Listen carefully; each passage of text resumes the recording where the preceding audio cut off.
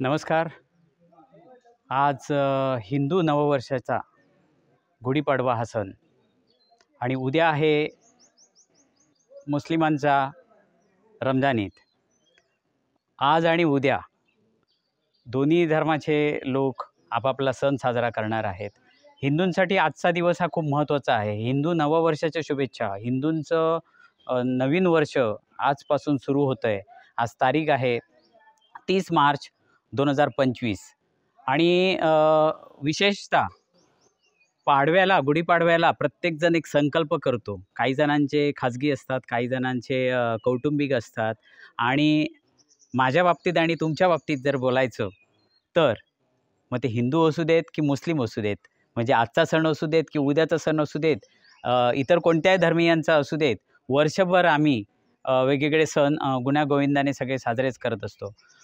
विशेष बाब म्हणजे मला आज दिवसाच्या निमित्ताने असं सांगावंसं वाटतंय की हिंदूंनीच नव्हे तर प्रत्येक धर्मातल्या जातीतल्या व्यक्तींनी आज संकल्प करूया की आपला देश सुजलाम सुफलाम बनवण्यासाठी जात धर्म ह्याच्यातले काय भेद आहेत ते बाजूला कसे होऊन माणसाने माणुसकीसाठी प्रार्थना करूया. मग ते आपापल्या धर्मात राहून केली तरी चालते. पुन्हा एकदा सांगतो, मी तर आज संकल्प केला आहे की राष्ट्रहितासाठी सर्व धर्मीय सर्व जातीचे एकत्र येऊन आपण विशेष असे उपक्रम राबवणार आहोत. कुठे राबवणार आहोत ते पुढच्या व्हिडिओत मी सांगेन. आपला पंदूरमधला प्रोजेक्ट लवकरच सुरू होईल. बऱ्याच जणांची आर्थिक मदत मिळते, बऱ्याच जणांचे आशीर्वाद मिळतात, बऱ्याच जणांचं सहकार्य मिळते आणि विशेषतः सरकारी प्रशासनाचा सुद्धा आता लाभ मिळायला सुरू झालेत. आणि विशेष बाब म्हणजे पोलीस नेहमीप्रमाणेच असतात.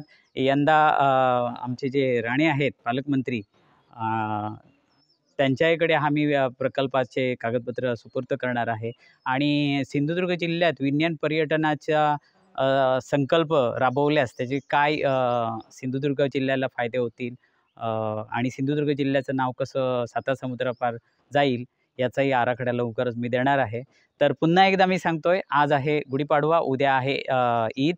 या सगळ्यांनाच आपापल्या धर्मातल्या सणांच्या शुभेच्छा आणि सगळ्यांनाच हात जोडून सांगतोय की संकल्प करूया राष्ट्रहित जपण्याचा आणि बरंच काही राष्ट्रहितासाठी चांगलं काही करण्याचा. आता मी आलो आहे आमच्या पूर्वंपार घरी.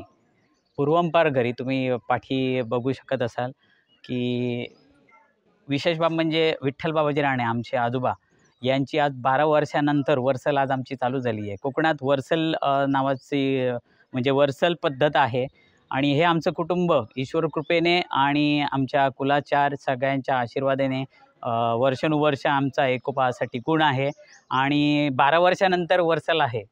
त्याच्यामुळे आम्ही उत्सुक आहोत आणि आजपासून आमची सुरुवात झाली आहे. मी तुम्हाला दाखवतो इथली काही दृश्य. यंदा बऱ्याच जणांना आम्ही इथे बोलवणार आहोत. आमची परंपरा, आमचं घर आणि आमचे इथले सण